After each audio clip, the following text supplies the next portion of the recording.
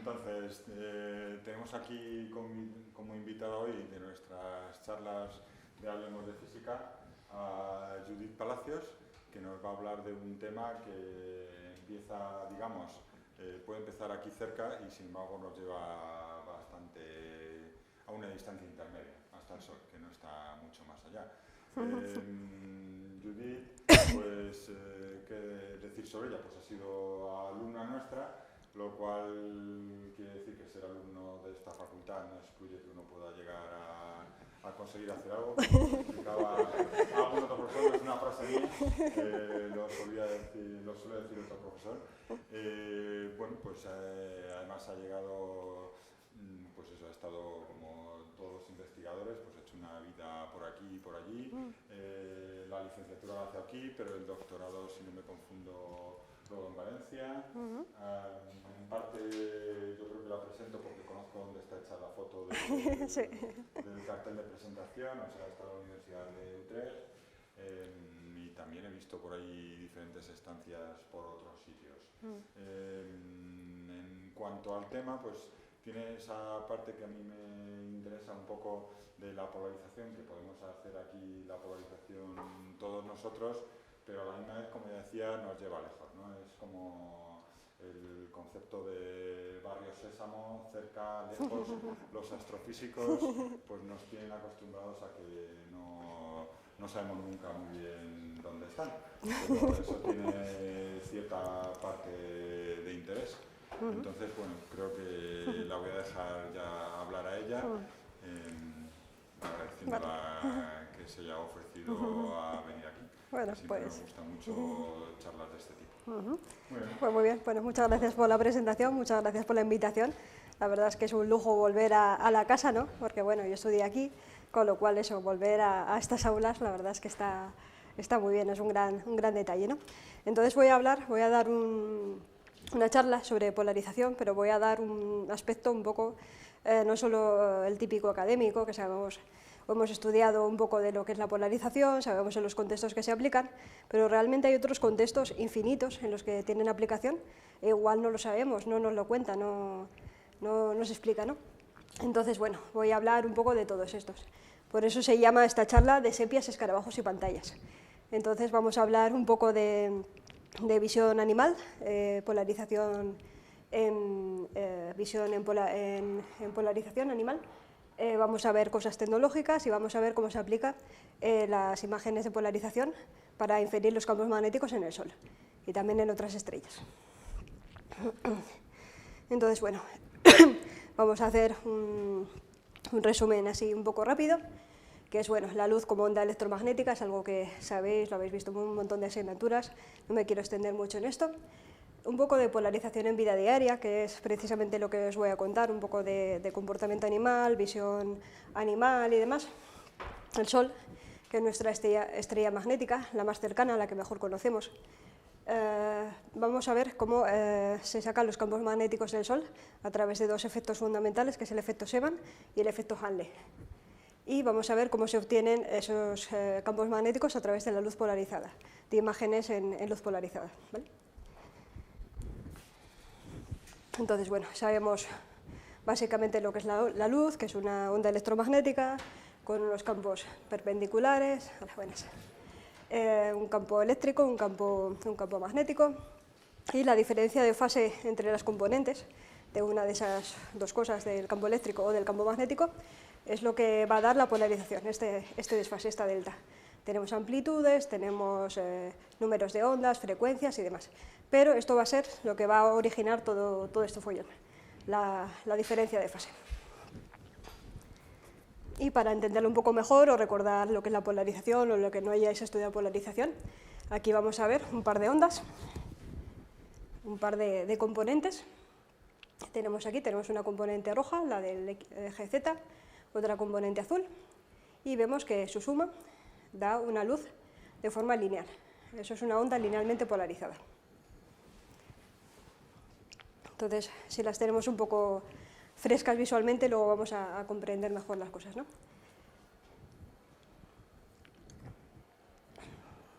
Bueno, los vídeos de YouTube son muy útiles para estas cosas, la verdad. Después, lo que hace esta onda es producir un desfase de pi medios, es decir, 90 grados, la desfasa, y crea una onda, pues lo que ya sabéis, una onda elíptica o circular, ¿no? Entonces se ve ahí la suma de las componentes y la verdad es que es muy visual, con lo cual solo vamos a hablar al final de fases, de diferencia de fases entre componentes. Es algo tan simple como eso, ¿no? Se ve ahí que va haciendo un círculo, ¿vale? Cuando las dos amplitudes son iguales, hay luz circular, si no es generalmente elíptica. Entonces, bueno, es lo que tenemos. Entonces, bueno, con eso de los desfases, precisamente es un poco de recordatorio de lo anterior.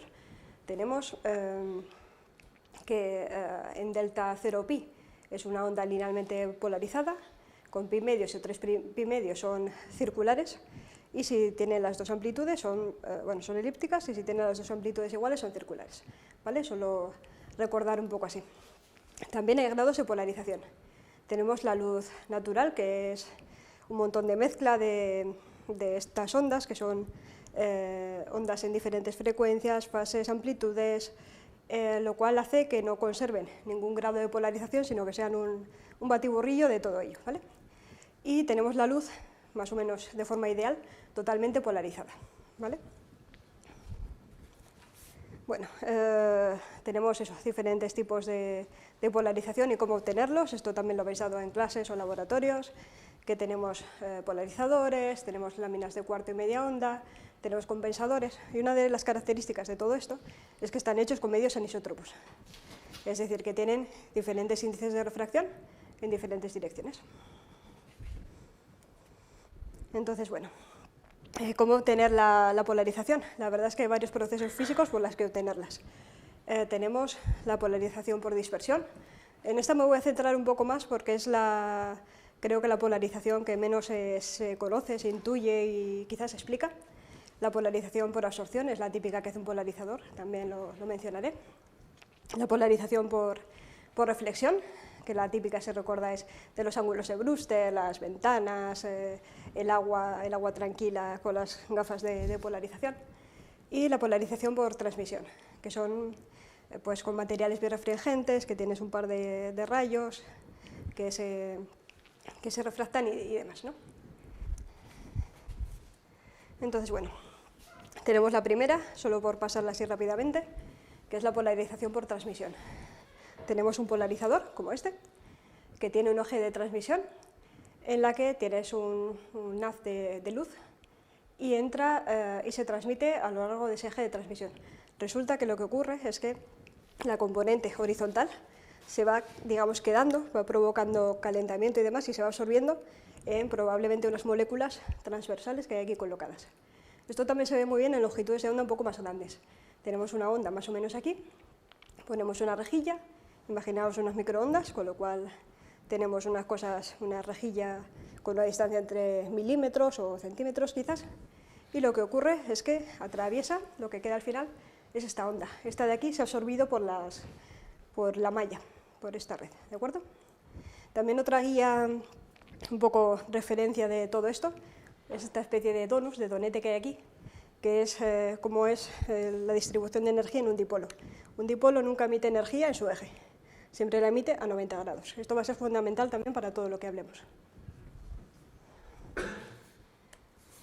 Bueno, tenemos los diferentes juegos de polarizadores. Seguro que habéis trabajado con ellos en las prácticas, habéis jugado con ellos, los habéis cruzado, los habéis descruzado y demás. Para quien no sepa muy bien de qué va esto, tenemos unos instrumentos con unas moléculas orientadas así, en lo que si el instrumento está así, con su eje de transmisión vertical, toda la luz pasa, y si tenemos uno y luego cruzamos otro, lo que ocurre es que ya no llega luz. Vale, todo esto lo conocéis, ¿verdad? Es todo sabido, conocido. Okay. Y bueno, la polarización por reflexión es la típica del ángulo de Brewster, que bueno, va por una tangente de los índices de refracción y demás, y esa especie de ángulo mágico, que es el ángulo de Brewster, es precisamente el ángulo en el que la luz sale linealmente polarizada, paralela al suelo. Por lo cual, si tenemos unas gafas de pesca, unas gafas polarizadas con un eje de transmisión así, lo vamos a ver el reflejo de la luz, ¿vale? Y viene muy bien pues eso, para pescar, para conducir y diferentes cosas. Bueno, los retardadores también los conocéis, de hecho está robada de las prácticas de aquí, como bien se ve, es el guión de las prácticas.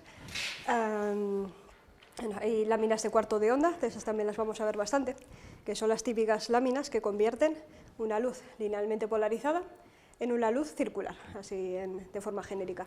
Esa la vamos a ver de forma fundamental en casi todos los lados. Las láminas de media onda se usan menos porque lo que hace es reflejar el estado de polarización. Si viene linealmente así, lo refleja así. Entonces no compensa tanto hacer ese tipo de cosas, pero transformar de forma lineal a circular es algo fundamental. Entonces, lo que tenemos, una de las cosas así más básicas, que esto quizás se estudia menos o se tiene menos intuición, es la polarización por dispersión.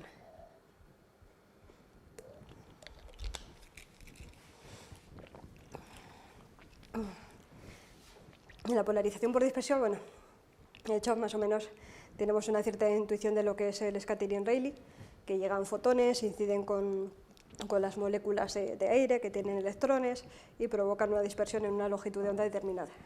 Normalmente el cielo es azul por esa misma razón. Y sin embargo, esa reflexión, cuando se produce esa reflexión, también se polariza ligeramente, que es algo de lo que no se tiene demasiada intuición, pero es algo que ocurre. Entonces, precisamente ocurre eso. Tenemos luz no polarizada, tenemos unas moléculas por aquí y se emiten luces linealmente polarizadas, no totalmente polarizadas, pero con un cierto grado de polarización, a 90 grados por aquí y por allá, ¿vale? Por esto mismo, por la cosa esa del donete, por la cosa de que un dipolo nunca radia energía en su eje, siempre la radia a 90 grados, ¿vale? Entonces, bueno, lo que crean aquí es algo muy útil, que es que crean patrones en el cielo normal, de luz polarizada linealmente. Eso es algo bastante útil, es algo que ocurre así. Imaginaos que esto es un polarizador. Aquí habría, si tienes el Sol naciendo por aquí, tienes una banda siempre de luz horizontal sobre tu cabeza, ¿vale? Si el Sol está saliendo, se está poniendo, siempre tienes una banda de polarización lineal. Podemos verlo también en esta esferita tan hipnótica. Aquí está saliendo el Sol, ¿vale? Habéis visto que esa banda estaba justo en el horizonte. Cuando el Sol está en el cenit, más o menos, la banda de polarización lineal es circular así, ¿vale? Forma un círculo en el horizonte, sigue siendo lineal, paralela al horizonte. ¿De acuerdo? Eso es algo de lo que no se tiene mucha intuición, ¿no? Nosotros, como no podemos ver luz polarizada, la verdad es que nos falta un poco esto, pero hay muchos animales que sí que lo sienten, que es precisamente un montón de insectos, de animales marinos y demás. Entonces, la polarización por dispersión es algo totalmente básico y fundamental para el posicionamiento de animales, para la navegación de animales. Entonces, aquí tenemos un artículo, hace no mucho creo que hubo una tesis aquí en esta casa, sobre contaminación lumínica. La contaminación lumínica, aparte de ver cómo afecta a diversos animales y demás, también se estudia el grado de polarización. Entonces, este es un artículo que se toma un cielo rural, un cielo a 35 kilómetros de Berlín, y se toma un cielo en el centro de Berlín.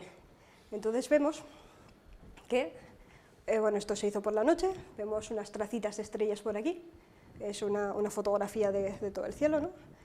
Redonda, se ven las trazas de las estrellas, y lo que vemos aquí es precisamente este patrón de polarización, ¿vale? Esta especie de franja así curvada es lo que estamos viendo aquí.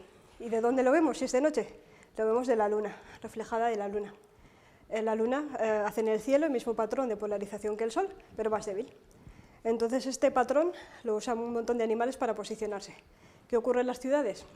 El grado de polarización lineal baja, casi se anula, y ha perdido toda la anisotropía, ¿no? Ha perdido todas las bandas. Entonces los animales en la ciudad se pierden.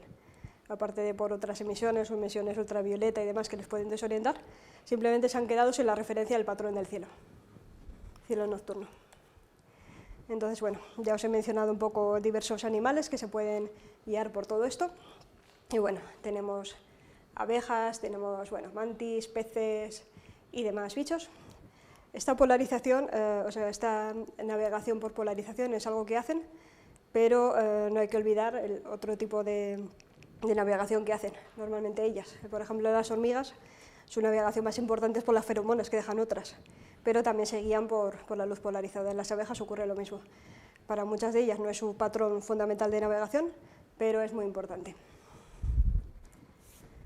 Entonces, bueno, los escarabajos. Es algo que mencionaba en el título. ¿Por qué escarabajos? Michelson, el del interferómetro de Michelson de toda la vida, descubrió este efecto en 1911. Puso, ¿qué efecto? Si veis aquí, esto es un cartel de un congreso al que fui, que aparecen aquí un par de escarabajos. Hay un escarabajo en luz circular polarizada, que se ve brillantito y lindo, y otro en luz circularmente polarizada a derechas, que se ve así sucio, ¿no? Entonces, resulta que los escarabajos tienen la misteriosa propiedad de reflejar luz circularmente polarizada a derechas, y es precisamente por una molécula que tienen en el exoesqueleto. En la queratina que tiene una especie de hélice que hace que lo que refleja es circularmente polarizado. Ocurre en casi todos los escarabajos que lo forman así, y hay un par de especies de escarabajos que polarizan a derechas, no se sabe por qué tampoco, porque la molécula es justo la contraria, pero por qué, pues bueno, es así, ¿no? Como su polarización es fija, no le sirve para comunicarse con otros escarabajos, no hacen nada con ello, ¿no? Simplemente la reflejan. Y algo que sí que es súper curioso que tiene es que los escarabajos se guían por ese patrón de la luna llena que os he contado. Entonces aquí hay un artículo bastante bonito de un estudio que hicieron con escarabajos peloteros del desierto, como veis ahí, un escarabajo llevando una pelotita, los cogían del desierto para evitar que no tuvieran nubes, porque esto de la polarización sobre todo funciona cuando tienes pocas nubes.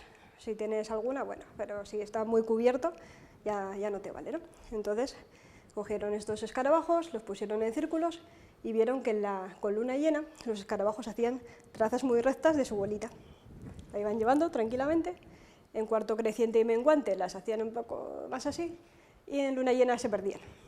Y para comprobar esto, para testar esto, les ponían una especie de gafitas tapándole totalmente la cabeza al escarabajo y les hacían que lo llevaran. Cuando les tapaban la cabeza se comportaban como con luna llena, no se perdían. Entonces es algo curioso que prueba que un montón de animales se guían por ese patrón de polarización lineal del Sol o de la Luna. Las abejas también. De las abejas se sabía desde hace rato que usan una especie de brújula solar.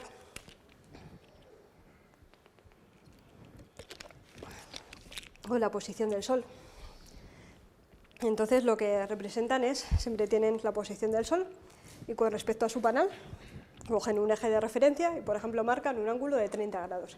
Eso significa que en el campo su fuente de alimento, su campo al que quieren ir a libar, está a 30 grados y luego marcan además las distancias a lo que está. O sea, son unos bichos flipantes lo que logran hacer con esto. Entonces, intentaron ver si realmente era por la luz polarizada o por cualquier otra cosa y metieron a las abejitas en un túnel cambiándoles las luces polarizadas. Entonces tenemos un túnel con luz polarizada lineal así y luego se la cruzaron. Entonces vieron si la orientación era más o menos natural a los bailes que hacen las abejas para orientarse, para marcar que tu sol tienes referencia a 90 grados y demás. Y realmente lo hacían, ¿no? Tenían ahí su baile que estaba orientado a 0 grados, igual que el campo de polarización lineal. También ven en ultravioletas, que les resulta muy útil para otras cosas, y también ven en color y distinguen las flores, ¿no?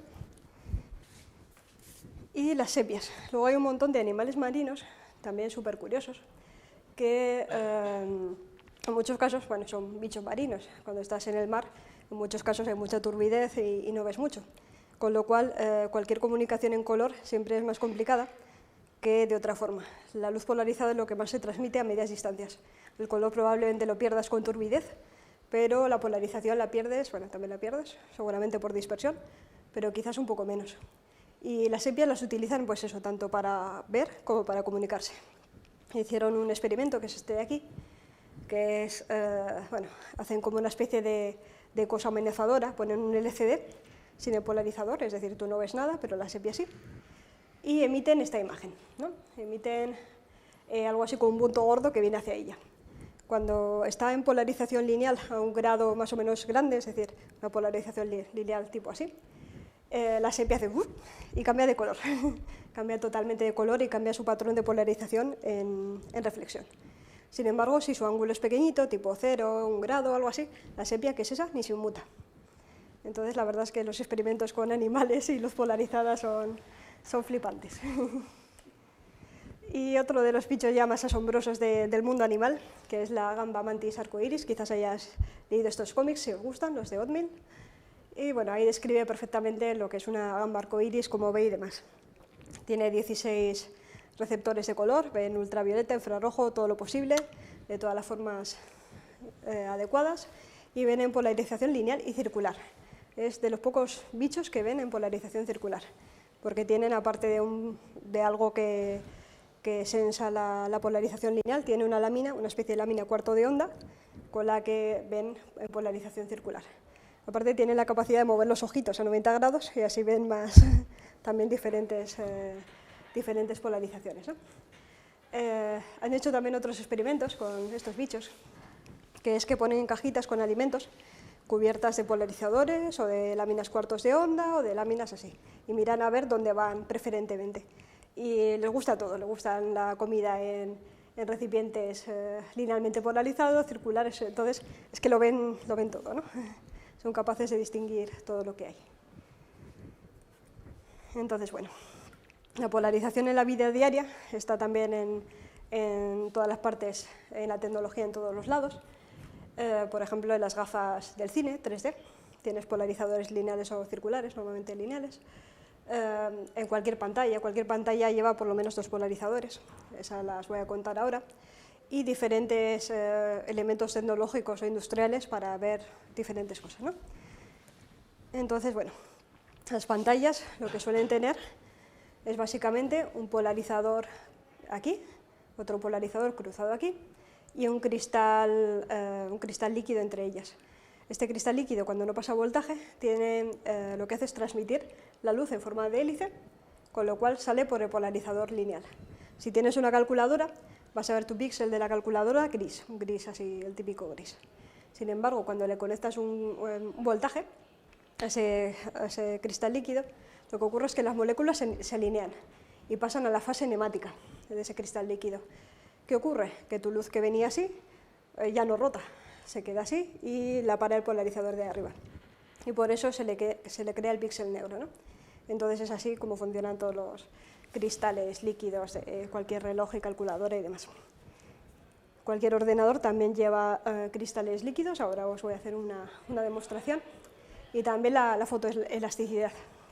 Esto también se pasa así un poco por las prácticas, que es básicamente lo de ver tensiones y esfuerzos en luz polarizada. Entonces, bueno, se utiliza para medios normalmente plásticos, para ver si tienen defectos, si tienen cizallas, si tienen los típicos puntos cuando se les hacen por extrusionado, se pueden provocar fractura por ahí o no. Y bueno, tienen diferentes franjas, que son unas franjas de interferencia, ¿no? Que básicamente van con los ejes principales de las tensiones. Tampoco me voy a meter mucho en esto, pero bueno, aparecen 2 tipos de líneas, unas oscuras, otras de colores, y en este paso ya casi es cuando voy a hacer el experimento, ¿no? Entonces, bueno, tengo aquí un polarizador, si lo puedo girar, que es esta pantalla, ¿vale? ¿La veis todos? Sí. Vamos a hacer un poco de magia. Le ponemos el polarizador cruzado así. Bueno, yo lo veo así. Lo veis oscuro, ¿verdad? ¿Todos? Porque ya depende un poco del ángulo. ¿Sí? Vale. Entonces, así. Me quito las gafas. Como son semitransparentes, probablemente veáis las tensiones. Más abajo. Sí, vale. ¿Ahí? ¿Sí? Si alguien quiere probar, puede salir a probar las gafas. ¿No? ¿Nadie quiere? Ven, ven. Baja un poquito más para ahí. ¿Sí? Vamos a ver si las otras no. Oh, yo tampoco, pero bueno. A ver, mira a ver qué ves por ahí. Por aquí, por aquí. Pues que no voy a ver. Pues sí, sí. ¿Sí? ¿Se ve? Sí. ¿Se ve dónde están los puntos de tensión? Sí, sí. Ojo más. Pues, ¿Sí? ¿Se ve? Creo que el polarizador está bien cruzado ahí. Entonces, bueno, con eso se ven las tensiones de los cristales, por ejemplo. Yo tengo un cristal más gordo que el otro y siempre crea más tensión en uno que en otro, ¿no? Vale. Si alguien más quiere salir a probar, puede salir. Y bueno, tenemos diferentes cosas que podemos colocar, como tenedores, que se ven las tensiones sobre todo en estas partes, en las puntas, en esos típicos bolitos que le salen por ahí, ¿no? Y también tenemos una típica lámina retardadora caótica, ¿no? Que bueno, si la ponéis aquí la vamos girando, hay en algunos puntos en las que se hace negra, en otras que no, y demás, ¿no? Esto seguro que también en las prácticas habéis roto trozos de cielo y la habéis puesto así para mirarlo. ¿Vale? Y bueno, si tenéis curiosidad por esto, aquí hay un trozo de pantalla de un ordenador. Si la tratáis con mucho cuidado, porque no quizás corte y se rompa, bueno, la podéis pasar y podéis quizás mirar lo que hay, lo de la polarización del cielo fuera. Entonces, si lo giráis, igual podéis ver el patrón de polarización en el cielo. Bueno, sí, con la pantalla ahí todavía también podéis mirarla. Y si queréis pasar un polarizador normal también, pero bueno, como tengo que girar el ordenador, pues bueno.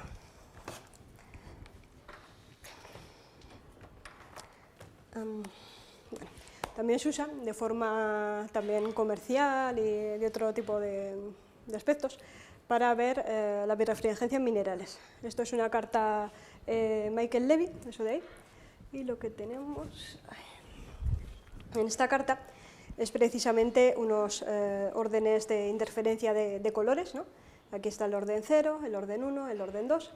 Tenemos un grosor de una lámina, de la lámina de mineral que queramos observar, y tenemos la diferencia de índices de refracción, que nos da un determinado mineral, con lo cual, con un color, un grosor y una diferencia de índices, podemos saber qué minerales. Esto lo usan mucho los geólogos para saber qué tipo de minerales rotando sus muestras, ¿no? Por ejemplo, algo así, probablemente sacarían todo tipo de minerales que hay en una muestra como esta. Entonces, como podéis ver, todo esto va desde los animales a la geología, a todo ese tipo de cosas. La historia de la polarización está llena de historias, la cual más bizarra, la verdad, porque como se descubrió las moléculas que forman los polarizadores es algo totalmente extraño. Pero bueno, probablemente también lo habéis visto en clase, eso de que un veterinario estaba estudiando la orina de un perro que le estaba dando quinina para la malaria y le echó yodo para verla mejor. Entonces salieron unos cristales en forma de espina y se superponían unos sobre otros, ¿no? Y dijo, Eva, donde se superponen se oscurece. Y el tío fue capaz de ver ahí que eran realmente polarizadores, que tenías un par de ondas ahí, se extinguían justo ahí, que eran un par de polarizador en forma de agujita fina. Entonces intentaron crear de esas agujas, separarlas, meterlas en una solución, en un vinilo y hacer estos polarizadores que tenemos aquí. ¿Vale? Entonces, bueno, vamos también a la historia que nos atañe, que es eso, de los animales a la geología y luego el Sol. Entonces, bueno, el Sol sabemos que es nuestra estrella más cercana y, bueno, según la cita de Layton, dice que si no fuera por su campo magnético, el Sol sería tan aburrido como la mayoría de astrónomos cree que es. Y bueno, la verdad que es algo muy distintivo, con el que se puede aprender un montón de cosas de otras estrellas que nos quedan mucho más lejos, y solo por estar más lejos apenas nos llega información, porque la luz que nos llega, su intensidad es mucho menor. Entonces, bueno, tenemos aquí un típico esquema del Sol, seguro que lo habéis visto más veces. Una estrella tiene un núcleo, tiene una zona radiativa, tiene una zona convectiva y tiene una atmósfera, en este caso mayor, que es la corona. Y lo que sucede es que para ver si en una estrella tiene magnetismo o no tiene, la clave está un poco en la estructura. ¿Vale? ¿Por qué el Sol presenta magnetismo y otras estrellas menos? Pues probablemente sea por donde tiene las capas convectivas. Vamos a pensar un poco en todo esto. Una capa convectiva, lo que ocurre, lo que tiene, es que provoca, bueno, el Sol es una bola de plasma, el plasma se mueve y cuando una carga se mueve en un campo, se mueve en un campo de velocidades, provoca un campo magnético, con lo cual normalmente cualquier zona convectiva que se vea va a generar un campo magnético. Si la tiene más cercana a la superficie, probablemente el campo magnético sea mayor. Si la tiene más interna, probablemente el campo magnético sea menor. Entonces, bueno, el Sol es nuestra estrella y, bueno, pues esta es una típica observación de una CME, de una inyección de masa coronal, que luego se puede transformar y ese material, plasma ionizado, con campos magnéticos y demás, grandes nubes que llegan hacia la Tierra y pueden provocar tormentas geomagnéticas. Entonces, bueno, todas esas CMEs, esas grandes explosiones, aquí en esta imagen de estéreo vamos a ver una que se propaga por el medio interplanetario hasta llegar a la Tierra, que es ese puntito, ¿vale? Entonces, imaginaos ya cómo viene muy diluida y demás, pero aún así el campo magnético puede cambiar la estructura de la magnetosfera terrestre, ¿vale? Y provocar tormentas solares. Por ello es tan importante conocer el campo magnético del Sol, porque realmente es algo que nos afecta. Y bueno, si queréis saber algo más, hago aquí un poco de propaganda de la charla del máster de Geofísica. El día 10 voy a estar hablando un poco más de tormentas solares y geomagnéticas en el máster de Geofísica, ¿no? Entonces, bueno, también sabemos cosas de campos magnéticos, pero a veces nos perdemos un poco las unidades porque los campos magnéticos son algo así como tan etéreo que no se puede tener una idea muy clara, ¿no? Entonces, el campo magnético terrestre sabemos que son 0,7 Gauss, un imán medio potentillo, medio gordito, de neodimio, algo así, son de 10, 50, 100 Gauss, más o menos. Tenemos diferentes estructuras en el Sol, muy pequeñitas, que son casi 1000 Gauss, 500 a 1000 Gauss, y tenemos las manchas solares que son 1000, 2000, 3000, 4000 Gauss, ¿vale? 0,4 teslas, entonces esto ya es un campo magnético de verdad. Entonces, bueno, vamos a ver qué son las manchas solares.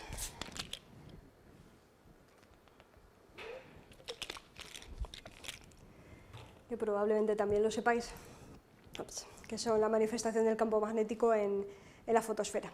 Como hemos mencionado antes, esa parte convectiva del Sol tiene una parte superior, que es la fotosfera, que es muy convectiva, es decir, es como una olla hirviendo, ¿no? Tienes una paella y hace chof, chof, chof, chof, chof, chof.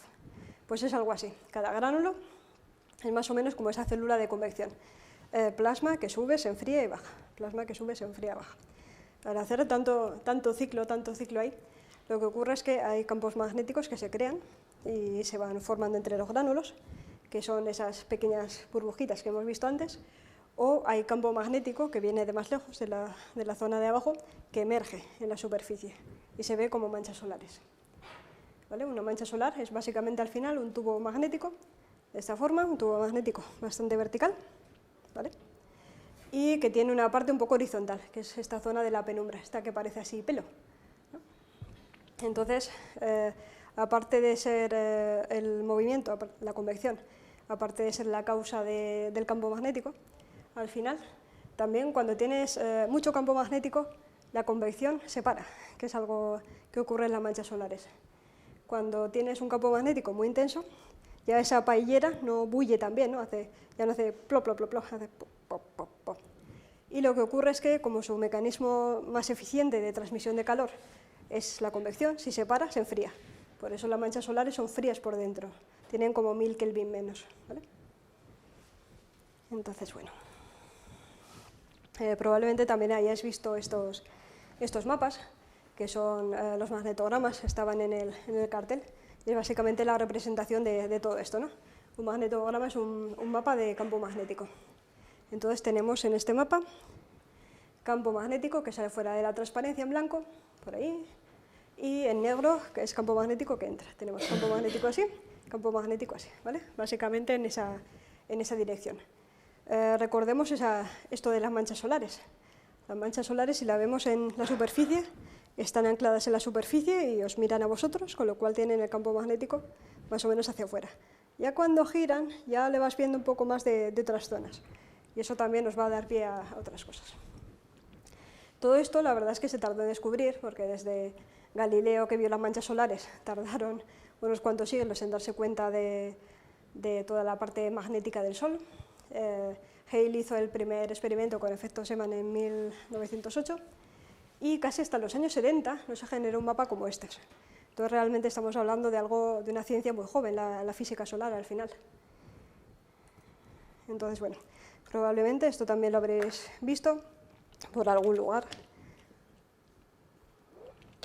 alguna asignatura de astrofísica quizás.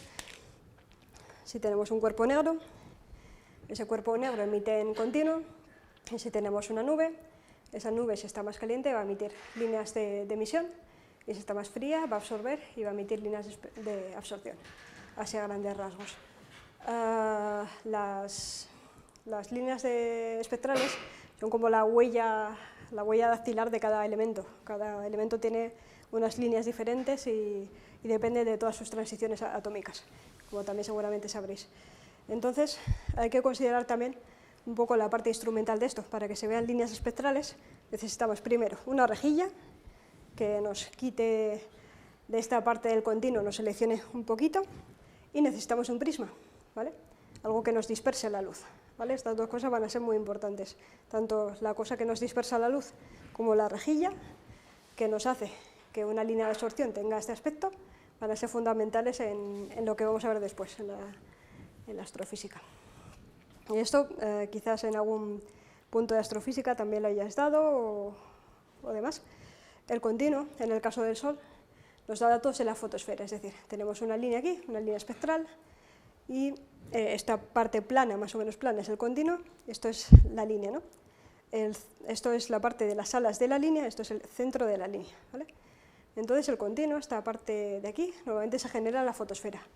Sin embargo, las alas y el centro siempre se generan en zonas más arriba, con lo cual una línea espectral nos han engañado, no vienen de una parte en concreto, viene de muchas, ¿vale? Una línea espectral realmente te está dando información de una gran capa de la estructura solar, desde la fotosfera hasta unos 1000 kilómetros en muchos casos, con lo cual decir de dónde viene un fotón es casi imposible, ¿no? Y bueno, también conocéis el efecto Doppler, si esta línea se va hacia un lado hace corrimiento hacia el rojo, si hace hacia el otro hace corrimiento hacia el azul. Entonces, bueno. Y esto es precisamente lo que os estaba contando antes. Esta idea de las longitudes de onda que se amplían a diferentes alturas es algo fundamental en la física solar.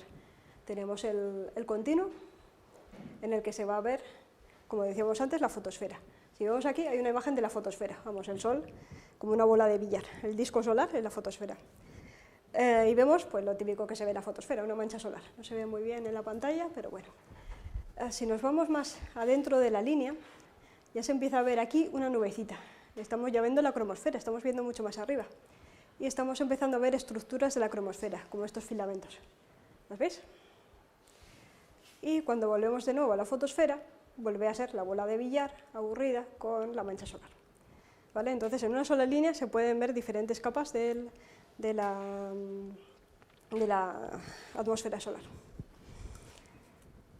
Y ahora vamos a ver cómo se ve todo esto con los ojos o con las gafas del efecto Zeeman. Hemos visto las líneas espectrales, seguro que por alguna asignatura habéis visto que una línea espectral como esta, en un campo magnético de absorción, en un campo magnético se desdobla, ¿no? Básicamente esa idea la tenemos todos por ahí. Esto es un diagrama un poco cutre porque no cumple reglas de selección ni nada, pero bueno, cuando no hay campo magnético haces una línea espectral simple y cuando tienes un campo magnético haces, en este caso, un triplete, ¿vale? Aquí se ve también bastante bien. En este caso tenemos una línea espectral, cuando le pones un campo magnético sin campo magnético no tiene lóbulos y con campo magnético este tiene 2 y este 3. Curioso, también vamos a ver eso. Entonces, bueno, básicamente el efecto Zeeman es un efecto cuántico, como también sabéis y demás. Se debe a diferentes transiciones. Realmente lo que ocurre es que cuando el campo magnético actúa, rompe la degeneración atómica y desdobla en todos los niveles que son.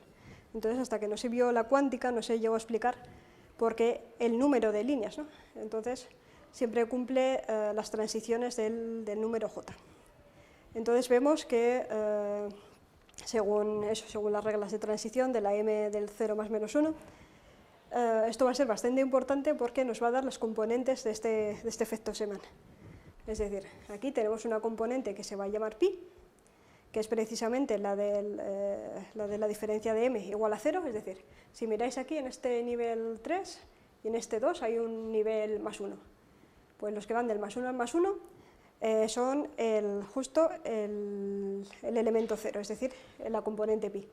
Los que van del 2 al más 2 son pi, los que van del 3 al más 3 son pi.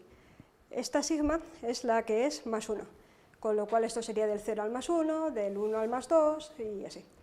Esta de aquí es la componente sigma, que iría del menos 1 al menos 2 o del 0 al menos 1 y demás. Entonces todo esto tiene unas propiedades muy curiosas, toda esta cosa de la cuántica que a veces solo se estudia, y son las propiedades de cómo transicionan los fotones, que luego se convierten en propiedades de polarización, que son las siguientes, ¿no? El efecto Zeeman, si lo habéis estudiado, lo tenéis por ahí por la cabeza, es más o menos esto: la diferencia el splitting, la separación entre los niveles, entre las formas espectrales, va siempre como la longitud de onda al cuadrado, como un factor que se llama factor de Landé, una cosa cuántica que viene por ahí, y el campo magnético, es decir, siempre es proporcional al campo magnético y a la longitud de onda en la que se esté emitiendo o en la que estés observando, ¿vale? Aquí tenemos una aproximación semiclásica un poco de eso de las componentes pi, sigma y demás, que es una aproximación así medio cutre por efecto Lorentz. Entonces, si tenemos un electrón que va así, con un campo magnético que cruza, lo que va a hacer normalmente por efecto Lorentz es tener una fuerza perpendicular. Entonces podemos imaginar, quién sabe, que se pueden hacer círculos. Va a hacer círculos de una manera, ¿vale? Tú si ves ese círculo, lo vas a ver de esta forma, que es como si tuvieras una polarización circular. Cuando tienes un campo justo paralelo al eje del electrón, tienes un electrón, imagínate, oscilando así, tienes el campo magnético así, pero no produce efecto Lorentz. Entonces el pobre no hace nada, no gira en círculo, entre comillas, sino que se mantiene en su línea, ¿vale? Y en el otro caso, pues lo mismo, sería hacia el otro lado. Esta forma de ver, un poco cutre, de ver lo de los spines de los fotones, se puede aplicar para esto, porque cada componente, de las que veíamos, la pi, la principal, y la roja y la azul, tienen una polarización determinada en función del campo magnético que se aplica. Es decir, un campo magnético saliente hacia tu línea de visión, ángulo 0, efecto Zeeman longitudinal. ¿Qué ocurre? La componente azul se va a ver polarizada a este lado y la componente roja se va a ver polarizada a ese lado, ¿vale? Sin embargo, cuando lo tienes transversal, lo que ocurre es que solo ves, digamos, la oscilación del electrón, entre comillas, así en plan un poco cutre, ¿no? Entonces solo vemos esta parte vertical, una polarización lineal vertical, otra polarización vertical y otra horizontal, ¿vale?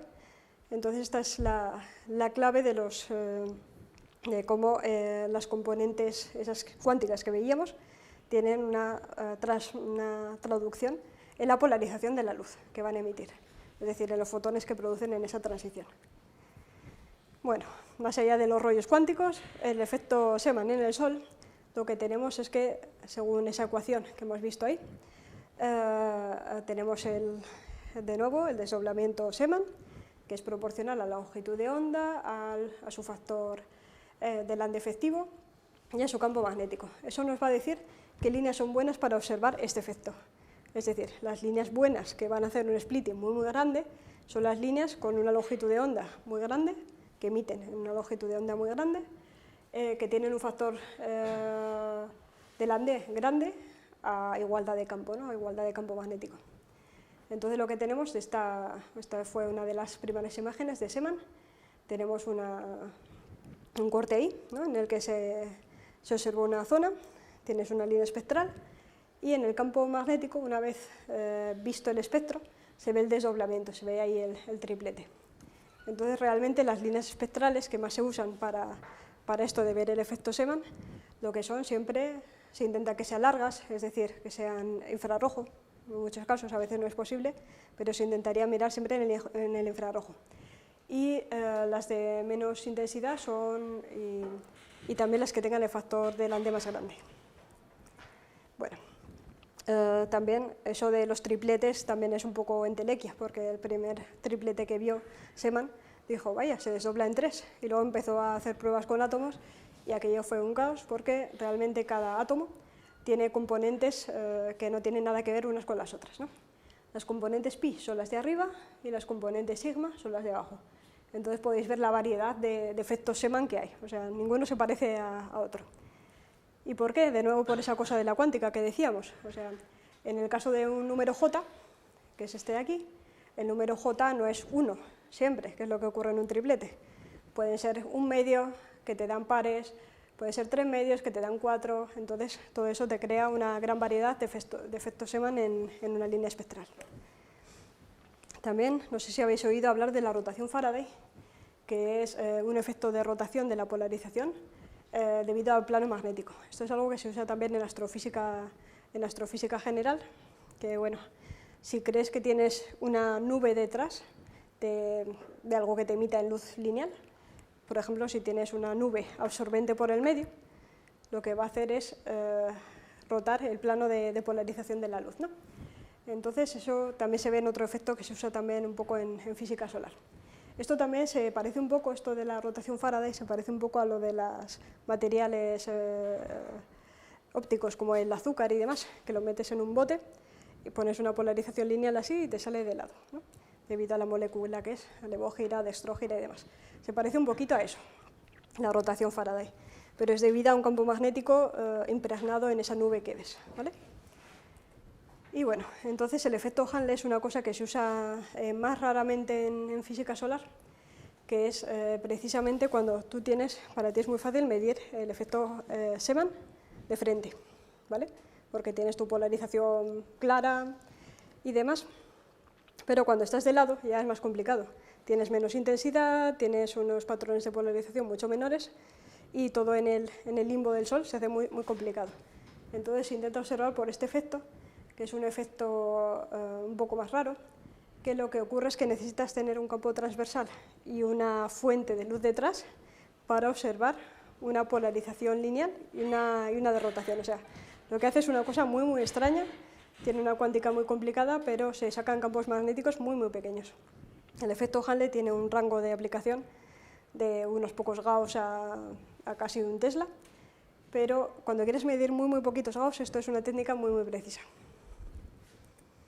Entonces, bueno, al final el paso de todo esto de los espectros, de las líneas espectrales que decimos, cuando le colocamos unos polarizadores por el medio, se convierte en el paso de la espectroscopía a la espectropolarimetría. Entonces, la gracia de todo esto al final es que el efecto Seemann, podemos ver el desdoblamiento y demás, pero para ver un desdoblamiento bueno necesitas un gran poder de resolución de tu espectrógrafo, es decir, necesitas un prisma muy grande, necesitas una cámara muy buena, tenerlo mucho tiempo ahí cogiendo imágenes, y a veces no tienes todo eso, no tienes ni poder resolutivo, no tienes nada, el Sol se mueve, cambia cada 5 minutos, no puedes estar ahí esperando a que te lleguen fotones. Entonces lo que se hace es observar en luz polarizada al final, y coger líneas espectrales en luz polarizada, es decir, en luz polarizada lineal, en diferentes posiciones, y en luz polarizada circular. ¿Vale? ¿Y cómo se hace esto? Pues se hace más o menos con estos elementos. Voy muy mal de tiempo, me acabo de dar cuenta ahora, pero bueno, voy a intentar ir apretando para que esto ya no sea muy largo. Entonces, bueno, la base de todo esto es que ver líneas espectrales y ver su desdoblamiento puede ser complicado. Sin embargo, verlos en luz polarizada es mucho más sencillo. ¿Para eso qué se hace? Se coge una lámina cuarto de onda, de esas que te hacían luz lineal en circular. Te coges un polarizador, te pones una rendija y observas. ¿Qué vas a observar ahí? Vas a observar luz circularmente polarizada. ¿Qué es lo que emite luz circularmente polarizada?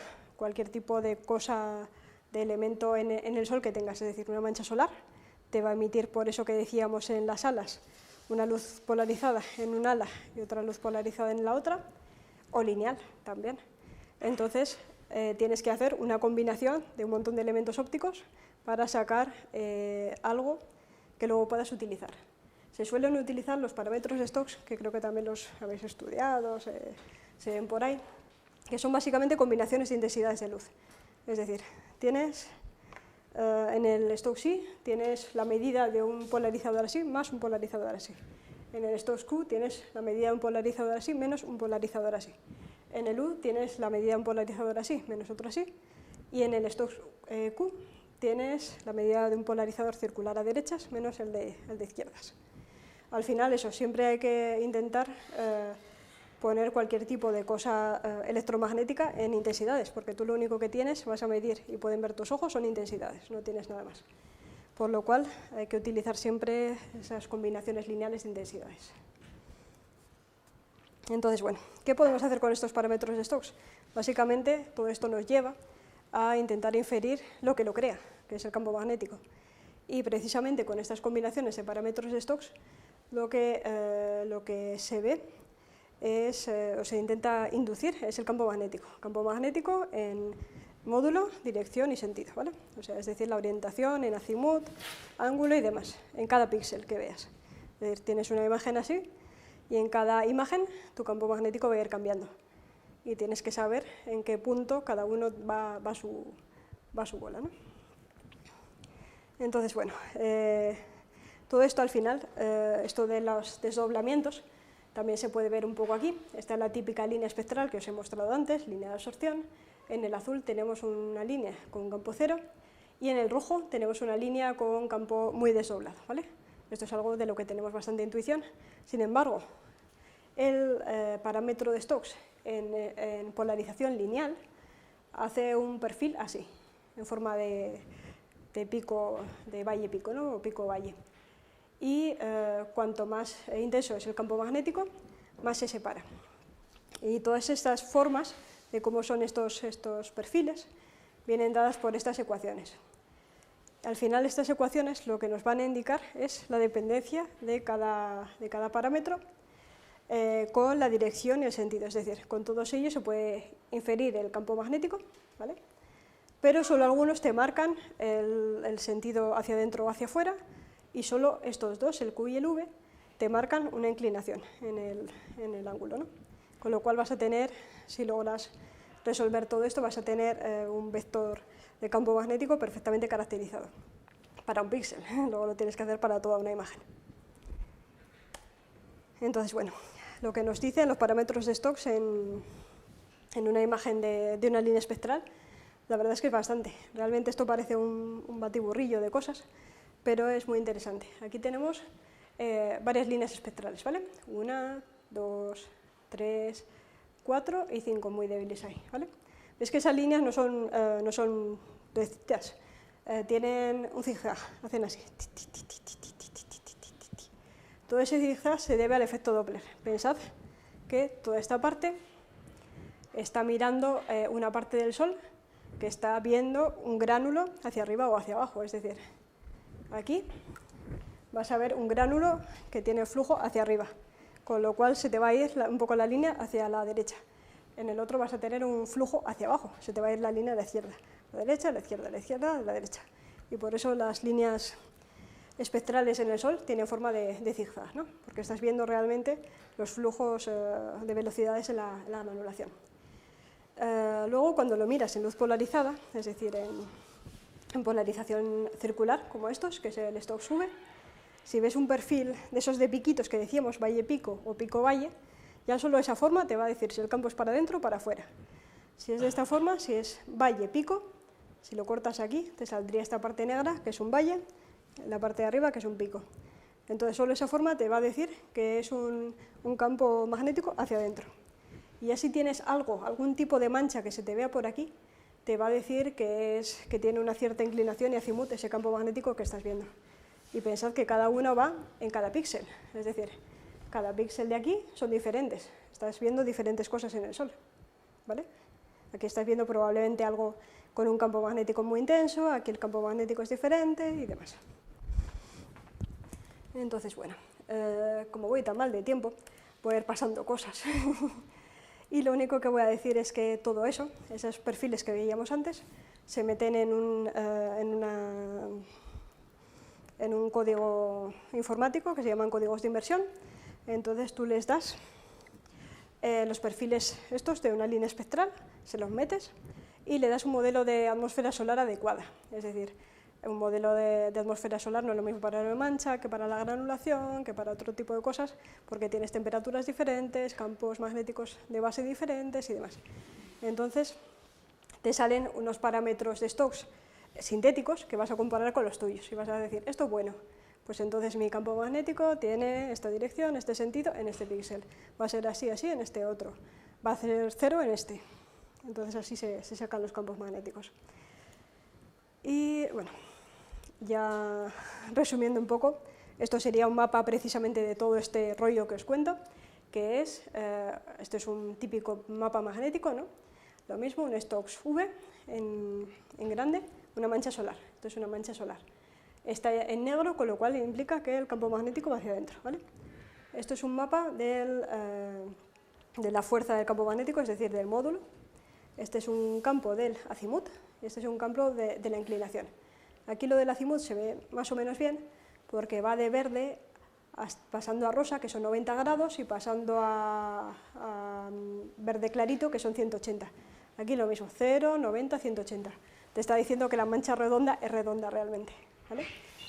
Y aquí vas a tener un campo a 180 hacia abajo, lo cual es algo que ya sabías porque habías visto este magnetograma, no es algo que te dé mucha información. Si te sale hacia el otro lado, entonces vuelve a mirar la inversión porque la has hecho mal, ¿vale? Entonces, bueno, por eso que os contaba antes de las líneas espectrales que hacen que dependiendo en qué longitud de onda la veas, te marca un plano, una zona en la atmósfera solar, por eso te da, esos mapas los puedes hacer a diferentes alturas en el Sol. No hay grandes variedades, a unos de 0 a 500 kilómetros, pero bueno, se puede hacer. Bueno, voy a ir quitando un poco de rollo y voy a hacer... Hago 5 minutos de telescopios y ya. Entonces, bueno, os quería contar un poco de que la observación solar es bastante particular con respecto al estelar, básicamente por el calor. Tienes calor, no sabes cómo quitarte el calor. Tú recibes tus fotones, recibes un montón de fotones infrarrojos y demás, que te hace que todo se caliente, los focos se pierdan, los metales se dilaten y es un follón. Es algo que no ocurre en astronomía nocturna. Claro, tienes algo que lo quieres tener perfectamente enfocado, le pegas un kilovatio por metro cuadrado ahí y lo destrozas, porque se te van los focos, se te forma un horror. Entonces lo que haces, los telescopios solares son muy particulares también porque son torres altas, elevadas del suelo, para evitar la turbulencia del suelo, siempre intentas evitar la turbulencia atmosférica del suelo y también intentas evitar en lo posible la turbulencia en el tubo, en el mismo tubo. Imaginaos un telescopio de un tubo de 1 metro, ¿vale? Una cosa así. Claro, si por fuera más o menos está estable, la atmósfera está estable, pero dentro está turbulenta porque tienes un montón de calor, está aquello a 50 grados, tampoco te sirve de nada. En muchos casos lo que puedes hacer dentro es el vacío. Haces el vacío. Tienes otro problema porque tienes un cristal enorme fuera que se ha tensionado. ¿Qué veíamos que pasaba con las tensiones? Que te creaban señales de polarización. Te van a crear señales de polarización espurias donde no quieres. Entonces todo eso hay que tenerlo súper controlado para hacer un buen diseño de un telescopio solar.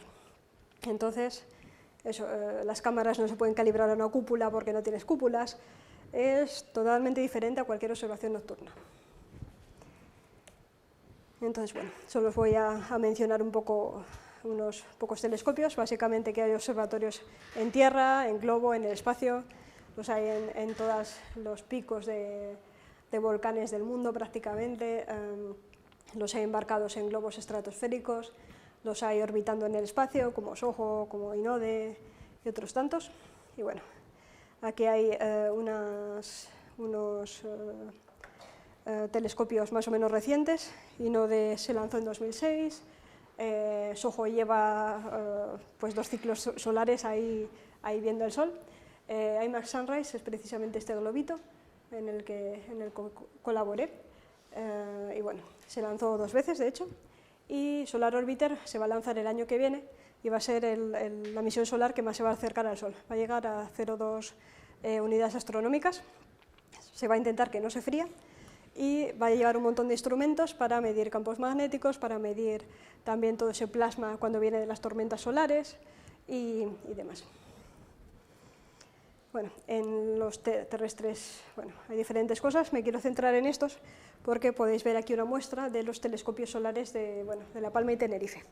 Entonces veis que todos son torres, son elevados y tienen, si os fijáis aquí, un diámetro más o menos pequeño. Tenemos medio metro, 1,5 metros que se ha instalado hace 4 años por ahí y los proyectados son de 4 metros. Imaginaos que ya el Gran Tecán está operando con 10,5 metros. Entonces, por todas esas peculiaridades y complicaciones del calor, es por lo que no se pueden hacer todavía telescopios tan grandes. No se puede llegar al diámetro de un telescopio nocturno todavía. ¿Vale? Y bueno, voy a pasar un poco y solo mostraros que también hay manchas estelares. Hay un montón de estrellas en el universo que son magnéticas y por esto del efecto Zeeman combinado con el Doppler, solo con los espectros casi mínimos que llegan de las estrellas pueden saber la posición y polaridad de diferentes manchas solares. Tampoco tiene nada que ver a las del Sol, como podéis ver.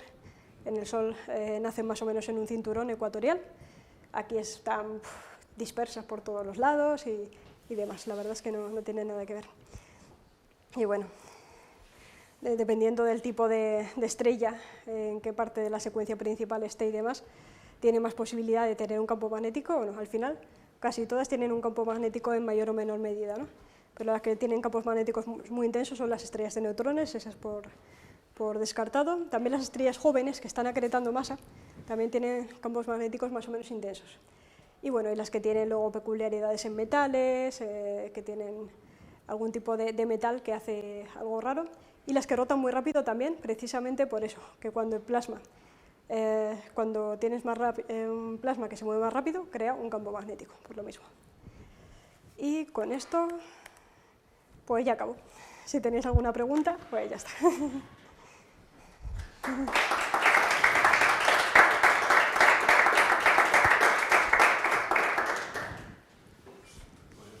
Bueno. Muchas gracias por la charla y Claro. ¿tenéis alguna pregunta? Quizás una cosa, decirme una cosa, se me ha olvidado en la presentación, decir que por ejemplo ha colaborado pues, desde Judith ha colaborado en cosas desde, entiendo yo, enviadas al espacio, precisamente con una... Sí, bueno, con Sunrise sí, y en Solar Orbiter estuve un tiempo.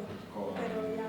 Alberto Álvarez Herrero, que dio una charla aquí el curso pasado, y también, por ejemplo, con Red Eléctrica Española, cosas más... Sí, eso más en cosa de tormentas geomagnéticas, porque crean precisamente corrientes inducidas que luego se ven en cables y demás. Entonces, eso ya es algo mucho más aplicado, ¿no? Tengo que no tenemos muchos alumnos aquí en la sala, pero era para decir la variedad de... Sí, que se pueden hacer un montón de cosas. De cerca lejos, de lo... De cerca lejos, sí. Astrónomos. Sí, ahora estoy colaborando también con un equipo de Brasil que está montando un espectropolarímetro. Entonces, bueno, estoy ahí también con el telescopio solar. Pues vamos a preguntar. ¿Tenéis alguna pregunta? De todo este exceso de información. Sí. Sí, yo tengo una, pero es precisamente, no es del tema este, de lo que has comentado de la eléctrica. Sí. O sea, debido a las manchas solares y a todo lo que puede venir del sol, puede inducir, en las líneas eléctricas pueden inducir altas corrientes. Entonces, ¿hay dispositivos en la red para evitarlas, para que no se quemen los transformadores?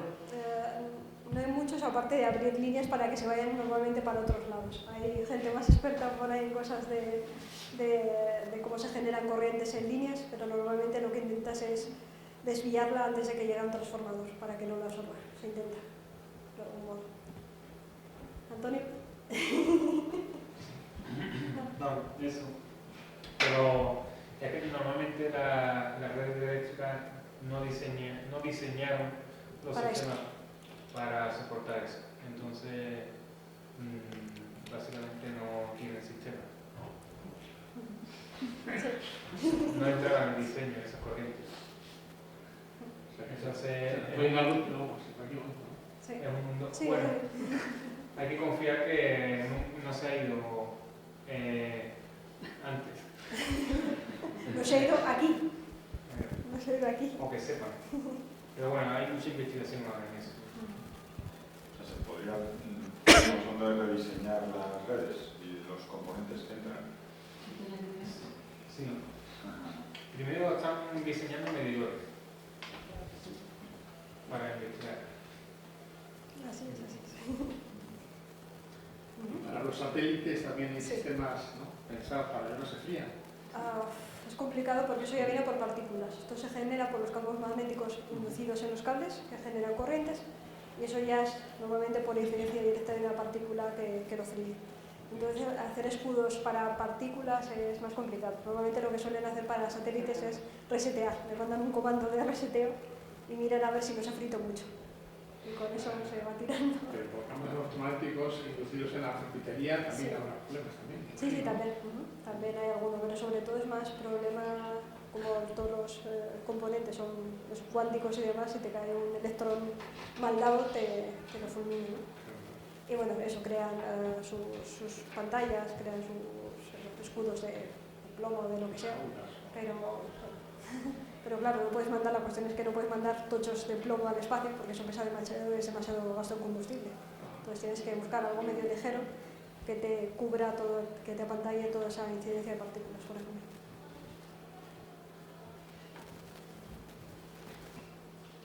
¿Alguna cosa más? Luego de tormentas magnéticas. Vale, sí.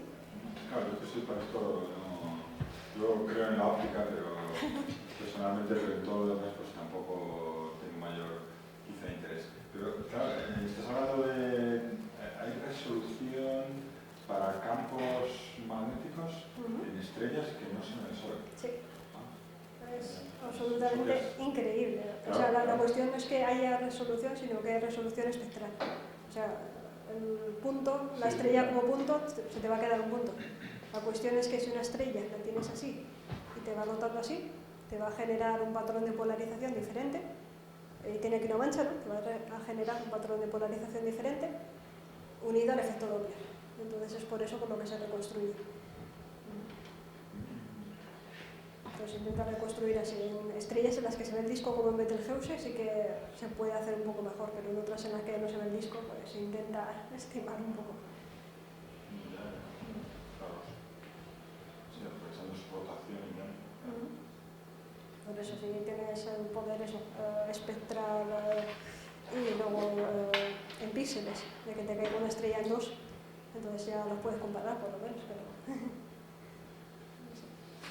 Sobre nuestra próxima estrella, la Alfa Centauri, claro, Sí. eso hay estudios de que la siguiente, ¿no? sobre Alfa Centauri no, pero eso sobre Betelgeuse sí, porque está un poquillo más lejos, pero es más grande, es enorme, es una enormidad.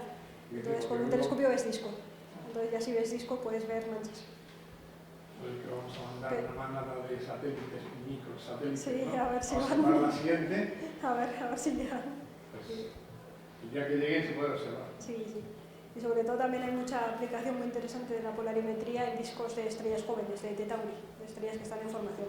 Entonces se ven esos discos protoplanetarios, bueno, protoestelares, de una estrella que se va formando y deja un disco. Eso emite bastante, por eso de la polarización de dispersión, emite bastante. Se ve casi mejor que la pobre estrellita que está oculta en una nube oscura y no la vas a ver, ¿no? Ves bastante bien el disco. Con eso también se buscan esos planetas, con la polarimetría. Pues no sé.